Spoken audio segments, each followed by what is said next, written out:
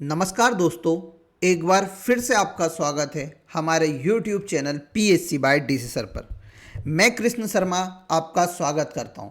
दोस्तों, जैसा आप सभी को पता है, कल से हमने मध्य प्रदेश लोक सेवा आयोग की परीक्षा 2026 यानी MPPSC प्रीलिम्स 2026 के लिए टारगेट सीरीज स्टार्ट की थी, जिसका नाम था सिलेक्शन सीरीज। यानी यह सीरीज वह सीरीज है जो आपको सिलेक्शन तक पहुंचाने वाली है।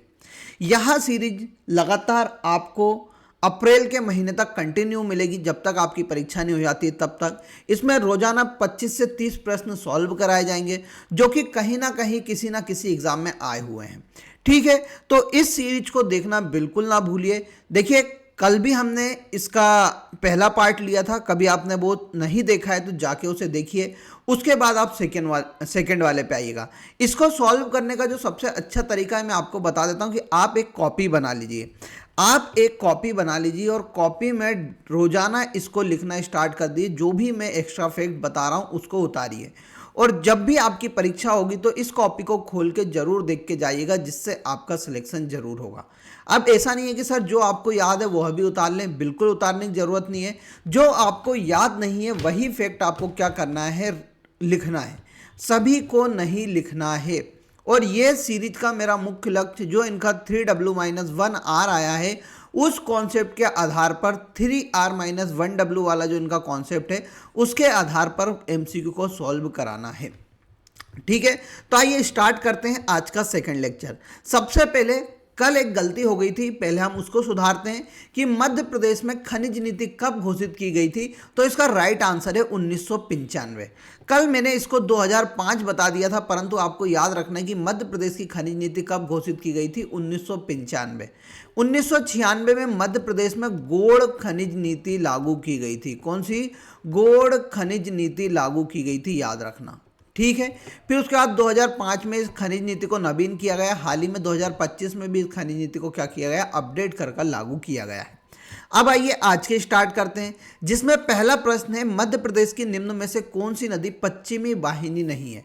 तो आप सभी को पता है कि मध्य प्रदेश में कुल 3 नदियां हैं जो पश्चिम दिशा की ओर बहती हैं, यानी ऐसी नदियां जो अरब सागर में जाकर समाप्त होती हैं। अब उन 3 नदियों को हम मैप के माध्यम से देख लेते, तो एक नदी है हमारी नर्मदा नदी, आप सभी को पता होगी। मध्य प्रदेश की जीवनदायिनी जिसे कहा जाता है, 13-12 जिसकी कुल लंबाई है, अमरकंटक से निकलती है। दूसरी नदी है ताप्ती नदी, जो कि बैतूल से निकलती है और बहते हुए कहाँ पर, अरब सागर में गिर जाती है। ये है ताप्ती नदी। ठीक है, इसकी कुल लंबाई है 724 किलोमीटर, आप सभी को पता होगा, बैतूल से निकलती है। तीसरी है माही नदी, जो मध्य प्रदेश, राजस्थान, गुजरात में बहते हुए कहाँ पर ख़त्म होती है, तो आप सभी को पता होगा, अरब सागर में ख़त्म होती है। ये 3 नदियाँ ऐसी हैं जो पश्चिम दिशा में बहती हैं। माही नदी को मुख्य रूप से राजस्थान की जीवन रेखा भी माना जाता है, क्योंकि इसकी अधिकतम लंबाई कहाँ पर है, राजस्थान में। कर्क रेखा को 2 बार काटने वाली भारत की एकमात्र नदी कौन सी है, माही नदी है। ठीक है, तो देखो यहाँ पर नर्मदा मैंने बता दी, ताप्ती मैंने बता दी और माही मैंने बता दी। तो इसका राइट आंसर क्या हो जाएगा, बेतवा। अब आप बात करोगे बेतवा, तो देखो बेतवा रायसेन के कुमरा गांव से निकलती है और यहाँ पर बहती हुई चंदेरी से उत्तर प्रदेश में प्रवेश करती है, फिर निवाड़ी में प्रवेश कर यहाँ पर जाकर किस में मिल जाती है, यमुना नदी में मिल जाती है। तो हमें देखने को मिल रहा है कि ये नदी कहाँ पर बह रही है, उत्तर दिशा में बह रही है। ठीक है, तो इसका राइट आंसर हो जाएगा बेतवा नदी। दूसरा है विशेष बहुउद्देशीय जनजातीय विकास खंडों को जनजातीय विकास खंड का नाम किस पंचवर्षीय योजना काल में दिया गया था। यानी यहाँ पर बताया गया कि जनजातीय विकास खंड का नामकरण किस पंचवर्षीय योजना में किया गया था। तो आप सभी को पता है 1950 के बाद हमारे यहाँ पंचवर्षीय योजना चालू की गई थी। उस पंचवर्षीय योजना का नाम बताना है जिसमें जनजातीय विकास खंड का नामकरण किया गया था। तो इसका राइट आंसर है तीसरी पंचवर्षीय योजना, जो 1962 से लेकर 1967 तक चलती है। इस पंचवर्षीय योजना में विशेष बहुउद्देशीय जनजातीय विकास खंडों का नाम बदलकर जनजातीय विकास खंड कर दिया गया था। मध्य प्रदेश में हम जनजातीय विकास खंड की बात करते हैं कि मध्य प्रदेश में कुल कितने जनजातीय विकास खंड है, तो आप सभी को पता है टोटल विकास खंड है मध्य प्रदेश में 89, जो कि मध्य प्रदेश के 20 जिलों में फैले हुए हैं। विकास खंड क्या होते हैं जनजातीय विकास खंड, तो जहां पर जनजातियों की संख्या ज़्यादा होती है उन्हें मुख्य रूप से जनजातीय विकास खंड घोषित कर दिया जाता है। अब हम आगे चलते हैं। आगे चले उससे पहले मैं एमपीपीएससी प्रीलिम्स बैच के बारे में बता देता हूं। तो देखिए बेटा, यह बैच अभी लाइव चल रहा है, इसको ज्वाइन करना बिल्कुल मत भूलिएगा। जो ये सभी जो फैक्ट मैंने अभी आपको पिछले 2 बताए हैं या कल हमने पढ़े थे, वो सभी फैक्ट आपको हमारे जो कोर्स है उसमें ज़रूर मिल जाएंगे। कुछ भी एक ऐसी चीज़ नहीं होगी जो एमपीपीएससी ने पूछी और हमारे कोर्स में आपको नहीं मिले। तो इसको ज्वाइन करना बिल्कुल मत भूलिएगा। मात्र 999 रुपये में यह कोर्स आपको मिल रहा है। इसके लिए आप हमारी application PSC by DC sir को डाउनलोड कर लो या दिए गए नंबर पर मैसेज करके भी कॉल कर सकते हो। इसमें आपको रिकॉर्डेड क्लास भी मिलेंगी, PDF भी मिलेगी, स्टडी मटेरियल मिलेगा, मॉक टेस्ट भी हम टाइम टू टाइम आपको प्रोवाइड कराएंगे। साथ में इसमें आपको रिवीजन बैच फ्री मिलने वाला है। जैसे ही ये कोर्स कंप्लीट होगा उसके बाद हम रिवीजन चालू कर देंगे। साथ में एमपीपीएससी 2025 का आपको इसमें जो कोर्स था वह फ्री दिया जा रहा है। तो देखिए कितनी सारी सुविधाएं कि रिवीजन भी कराया जाएगा, साथ में कोर्स भी फ्री दिया जा रहा है। तो यकीन मानिए कि यह कोर्स लगभग आपको 100 रुपये महीने में भी नहीं पड़ेगा। तो इसको जरूर ज्वाइन कर लीजिए। इसमें DC सर की याद कराने वाली क्लासेस सब कुछ का आपको कॉलेज मिलने वाला है। तो इस कोर्स को ज्वाइन करना बिल्कुल मत भूलिएगा। अब हम आगे चलते हैं। जुलाई 2025 वनडे श्रृंखला में मध्य प्रदेश की किस महिला क्रिकेटर ने इंग्लैंड के विरुद्ध 6 विकेट लेकर राष्ट्रीय पहचान बनाई थी? तो इनका नाम है भैया क्रांति गौड़। ये क्रांति गौड़ बहुत प्रचलित क्रिकेटर हुई या बहुत प्रसिद्ध क्रिकेटर हुई अभी, और इनका संबंध है कहाँ से? मध्य प्रदेश से। मध्य प्रदेश के एक जिला छतरपुर, आप सभी ने सुना होगा, बुंदेलखंड के अंतर्गत आता है। छतरपुर जिले से यह बिलोंग करती हैं। अभी हाल ही में महिला क्रिकेट टीम ने, आप सभी को पता होगा, महिला क्रिकेट विश्व कप जीता था। महिला क्रिकेट विश्व कप की भी क्रांति गौड़ क्या थी? खिलाड़ी थी। ठीक है, तो इनके बारे में जरूर पूछा जा सकता है, याद रखना बिल्कुल। ठीक है, मुस्कान किरार के बारे में आप सभी जानते हो कि तीरंदाज है। ठीक है, अब हम आगे बढ़ते हैं। मध्य प्रदेश के बजट 2025-26 के अनुसार विशेष पिछड़ी जनजाति वर्ग, जिसमें बेगा, भारिया एवं सहारिया परिवार को कुपोषण से मुक्ति दिलाने के लिए आहार अनुदान योजना में परिवार की महिला मुखिया के बैंक खाते में प्रति माह कितने रुपए दिए जाते हैं? देखिए, सबसे पहले आपको आहार अनुदान योजना ही समझ लेनी चाहिए कि क्या होती है। तो देखिए, आहार अनुदान योजना की हम बात करते हैं तो जो हमारे यहाँ अति पिछड़ी जनजाति, जिसमें कौन कौन आती है? बेगा, भारिया और एक आती है सहरिया। ये अति पिछड़ी जनजाति है क्योंकि इनका अभी तक विकास नहीं हुआ है, इसलिए इन्हें अति पिछड़ी जनजाति कहा जाता है। ये कुपोषण से घिरी हुई थी। इनमें अधिकतर बच्चे कुपोषित पैदा होते थे। तो इसके लिए मध्य प्रदेश सरकार द्वारा अपने यहाँ 23 दिसंबर, कब? 23 दिसंबर 2017 को आहार अनुदान योजना शुरू की जाती है, जिसके द्वारा महिला मुखिया के अकाउंट में हर महीने 1500 रुपये ट्रांसफ़र किए जाते हैं। कितने रुपए? 1500 रुपये, जिससे वह अपने बच्चों या अपने स्वास्थ्य का विशेष रूप से ध्यान रख सके। तो इसका राइट आंसर हो जाएगा कौन सा? 1500 रुपये, याद रखिएगा। अगले प्रश्न पे चलते हैं। मध्य प्रदेश के माननीय राज्यपाल मंगू भाई पटेल का जन्म स्थान कहाँ है? तो हमने अभी मध्य प्रदेश की पॉलिटी कंप्लीट करी थी और मैंने उसमें पूरी बात बताई थी कि मंगू भाई पटेल ने 8 जुलाई 2021 को मध्य प्रदेश के राज्यपाल पद की क्या ली थी? शपथ ली थी। ये मैंने आपको बताया था। फिर मैंने इसमें एक और बात बताई थी कि हाल ही में इनको 5 साल कंप्लीट होने वाले हैं 8 जुलाई 2026 के दिन। तो इनका कार्यकाल बहुत जल्द समाप्त होने वाला है। ये शपथ का इन्होंने पूछा। मैंने बताया था कि इनका संबंध कहाँ से? तो नवसारी, गुजरात से। ये मैंने आपको बताया था जब अपन राज्यपाल के बारे में पढ़ रहे थे। तो इसका राइट आंसर क्या हो जाता है? नवसारी। मध्य प्रदेश के प्रथम राज्यपाल के बारे में आपको याद रखना है, मोहम्मद हिदायत उल्ला थे। मध्य प्रदेश के पहले कार्यवाहक राज्यपाल का नाम आपको याद रखना है, PV दीक्षित, पुरुषोत्तम विनायक दीक्षित थे। ठीक है, तो ये सभी याद रखना है। मध्य प्रदेश की प्रथम राज्यपाल की हम बात करेंगे तो सरला ग्रेवाल मध्य प्रदेश की प्रथम महिला राज्यपाल थी। तो देखिए कितनी सारी बातें मैंने आपको बता दी। तो यही आपके एग्जाम में पूछा जाएगा। सीता रमैया पहले राज्यपाल हो गए, फिर PV दीक्षित, पुरुषोत्तम विनायक दीक्षित आप सभी को पता है कौन हो गए? मध्य प्रदेश के पहले कार्यवाहक राज्यपाल हो गए।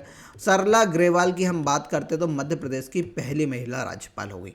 अब आगे चलते हैं। आगे चलने से पहले अब देखिए हमारे यहाँ टेस्ट सीरीज चलाई जा रही है जो MPPSC की जो न्यू पैटर्न है 3 राइट 1 रॉन्ग वाले पैटर्न पर पूरी अपडेटेड है। आप सभी को पता है अब एमपीपीएससी का एग्ज़ाम कितने नंबर का होने वाला है, 300 का होने वाला है। क्यों? क्योंकि एक राइट के 3 आंसर है तो 100 क्वेश्चन आते हैं, तो 100 क्वेश्चन में आपको कितने मिलेंगे, 300। कभी आप एक गलत करते तो आपका एक माइनस होगा। इसके लिए हमारे यहाँ देखिए टेस्ट सीरीज चल रही है, 199 रुपये में फुल लेंथ टेस्ट सीरीज है, जिसमें आपको 50 FLT मिलने वाली है। फिर भैया 75 FLT की एक टेस्ट सीरीज चल रही है, जिसमें 50 यूनिट वाइज और 25 FLT, ये आपको मात्र 350 में मिलने वाली है। 14,000 से ज़्यादा MCQ हमारे यहाँ 299 में आपको मिल रहे हैं। इसको ज्वाइन करने के लिए आपको हमारी application PSC by DC sir को डाउनलोड करना है। साथ में देखिए हमने अभी यार 1000 प्रश्नों से ज़्यादा का संकलन करके आपको यूनिट 10 की एक PDF प्रोवाइड कराई है, जो मात्र आपको हमारे PSC बाय DC सर की एप्लीकेशन पर ही उपलब्ध है। तो आप जाकर इनको जरूर ज्वाइन कीजिए। कभी आप सिलेक्शन लेना चाहते हैं तो बिल्कुल इग्नोर मत कीजिए और इन दोनों चीज़ों को लेना भी मत भूलिए। यहाँ हम आपको PDF भी प्रोवाइड करा रहे हैं फ्री ऑफ कॉस्ट। आप इन PDF को निकाल कर भी घर पर सॉल्व कर सकते हैं। जनजाति वाली PDF आप डाउनलोड कर निकला कर घर पर 1000 से ज़्यादा MCQ को आप सॉल्व कर सकते हैं। अब आगे चलते हैं। नूरजहां प्रजाति का आम किस जिले में पाया जाता है? देखिए आप सभी को पता होगा नूरजहां प्रजाति का आम कहाँ पर है, अलीराजपुर जिले में बहुत ज़्यादा फेमस है। ठीक है, रीवा का आपको याद रखना है कि रीवा में गोविंदगढ़, कौन सा, गोविंदगढ़ जो कि रीवा जिले में आता है, वहाँ का आम बहुत ज़्यादा फेमस है, जिसे क्या कहा जाता है, सुंदरजा आम कहा जाता है, सुंदरजा आम। इसे GI टैग भी मिला हुआ है, याद रखना। गोविंदगढ़ में आप सभी को पता होगा आम अनुसंधान केंद्र भी स्थित है, और जहाँ पर नूरजहां प्रजाति का आम अलीराजपुर जिले में फेमस है।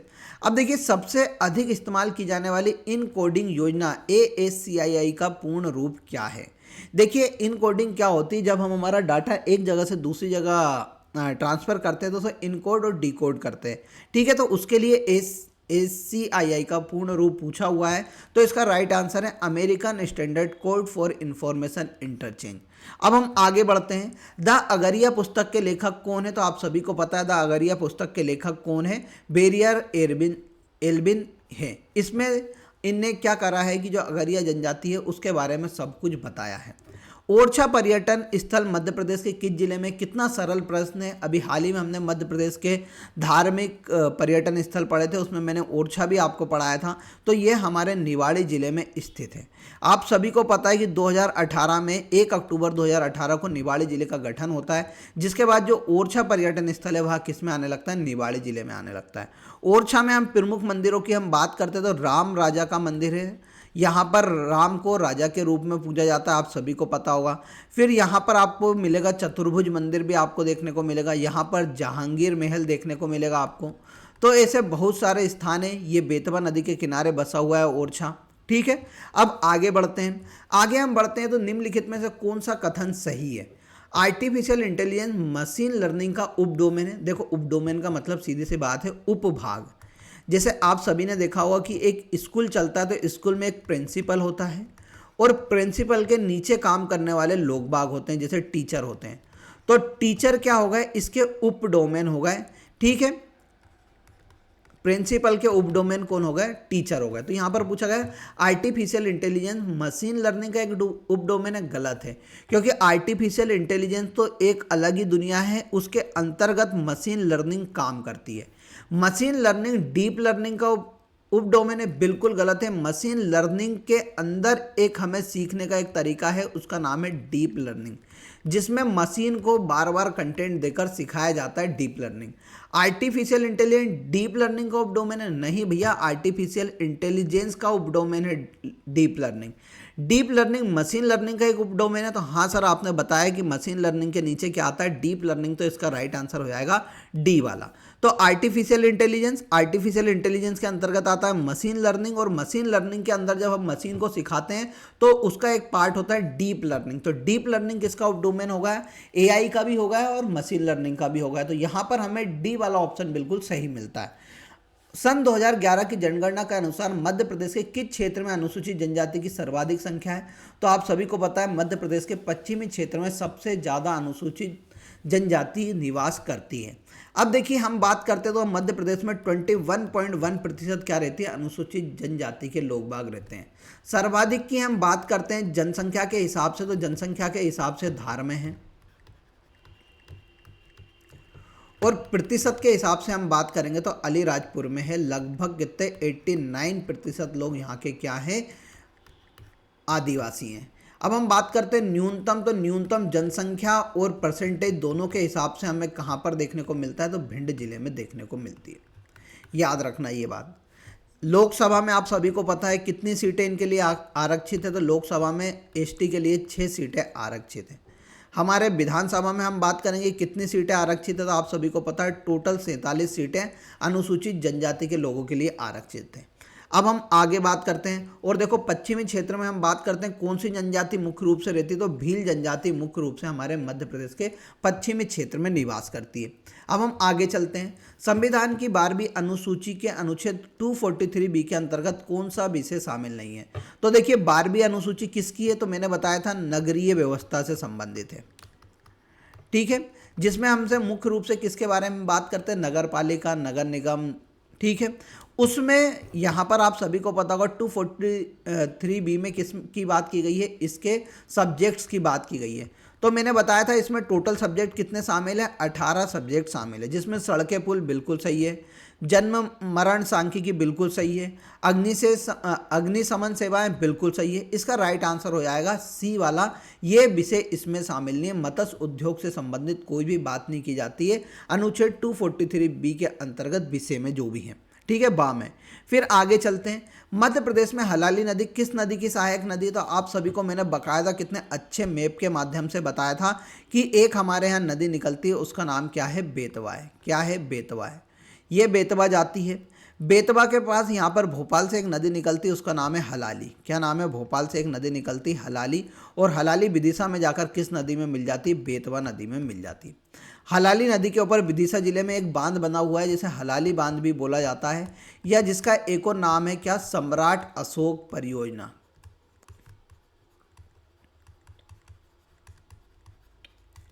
ठीक है, तो ये बात मैं आपको बता चुका था। तो किसकी सहायक नदी है, बेतवा नदी की सहायक नदी है।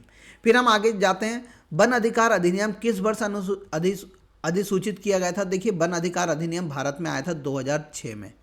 भारत सरकार ने 2006 में यह अधिनियम बनाया है। इसमें जो आदिवासी लोग हैं उनको मुख्य रूप से इनका मालिक बताया गया था कि कभी उनके क्षेत्र में आता है तो वो वन का क्या कर सकते हैं, उपयोग कर सकते हैं। अब ये कब लागू हुआ, तो ये लागू हुआ भारत में 1 जनवरी 2008 से। कब होता है, 1 जनवरी 2008 से ये भारत में क्या होता है, अधिसूचित होता है। अधिनियम का नाम था 2006, परंतु अधिसूचित कब से होता है, 1 जनवरी 2008 से यह अधिसूचित होता है। अब आगे चलते हैं। अब हम अगला प्रश्न देखते हैं। केन बेतवा लिंक परियोजना मध्य प्रदेश के साथ साथ किस राज्य को लाभान्वित करेगी, तो आप सभी को पता है केन और बेतवा कहाँ पर बहती है, तो सर केन और बेतवा आप सब पता है कि उत्तर प्रदेश में बहती है। ये कहाँ से निकलती, तो ये आप सभी को पता है रायसेन से, और केन नदी निकलती है अपने कटनी से। केन और ये कौन सी है, बेतवा। इन दोनों को क्या किया जा रहा है, लिंक किया जा रहा है। तो यहाँ पर किस क्षेत्र को फ़ायदा मिलेगा, बुंदेलखंड को फ़ायदा मिलेगा। अब आप सभी को पता होगा कि ये हमारा मध्य प्रदेश होगा और ये वाला एरिया कौन सा होता है, उत्तर प्रदेश। तो किसके बीच में है, मध्य प्रदेश और उत्तर प्रदेश के बीच में। इससे मध्य प्रदेश और उत्तर प्रदेश के 13 जिले फायदेमंद लाभान्वित होंगे और 130 मेगावाट यहाँ पर बिजली बनाई जाएगी। अब देखिए हाल ही में मध्य प्रदेश सरकार द्वारा चंबल, काली सिंध और पार्वती लिंक परियोजना को भी मंजूरी दी है, और यह किस किस के बीच में, या मध्य प्रदेश और राजस्थान के बीच में। इससे मध्य प्रदेश और राजस्थान के बहुत सारे जिलों को लाभ मिलेगा। मुख्य रूप से मध्य प्रदेश के मालवा क्षेत्र को इसको सबसे ज़्यादा फायदा होने वाला है। अब देखिए tribal heritage of Madhya Pradesh पुस्तक के लेखक कौन है, तो याद रखिएगा tribal heritage of Madhya Pradesh की पुस्तक के लेखक है HL शुक्ला।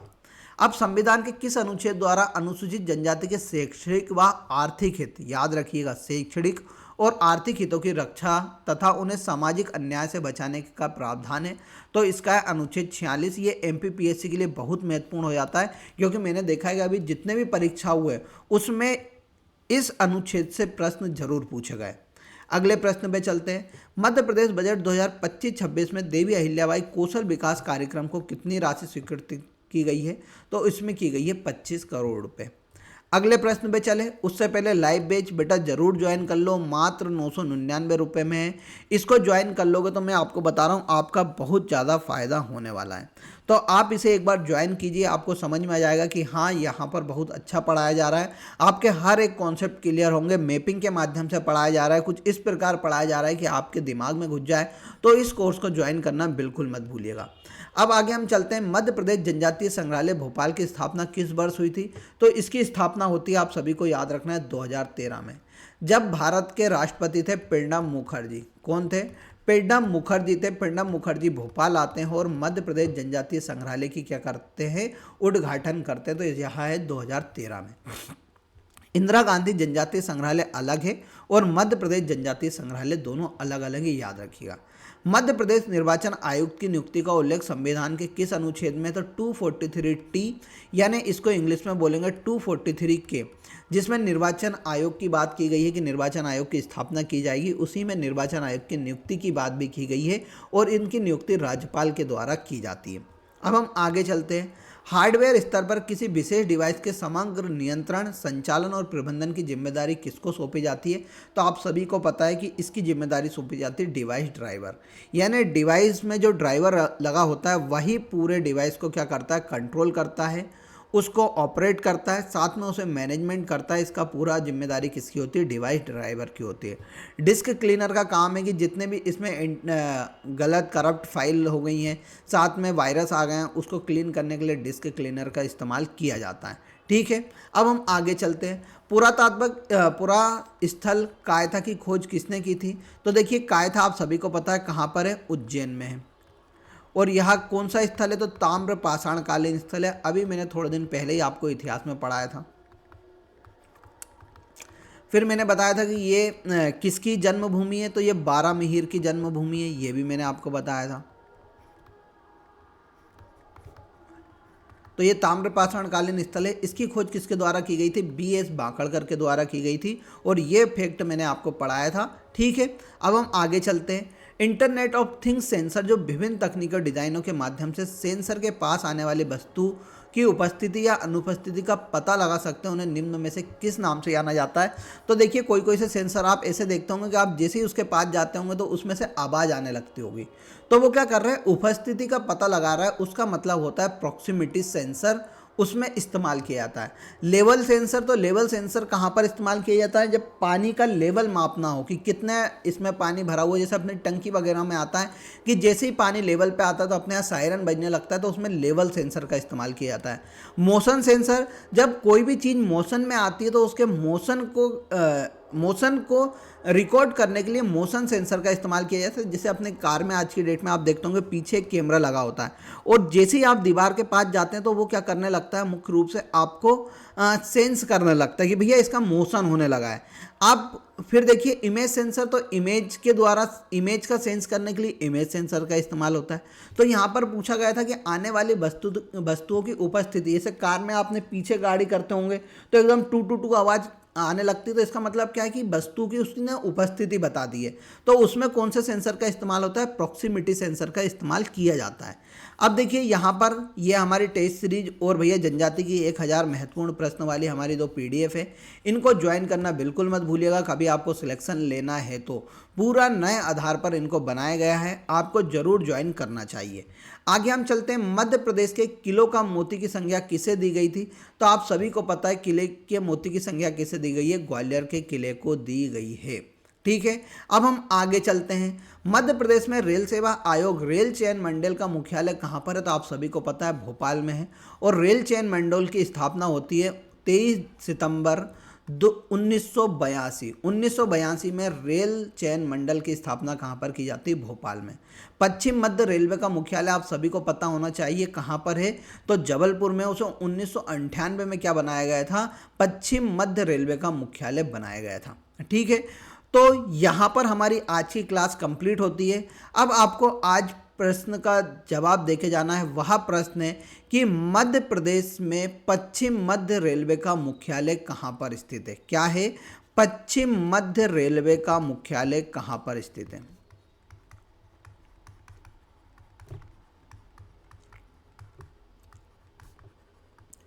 कहाँ पर स्थित है?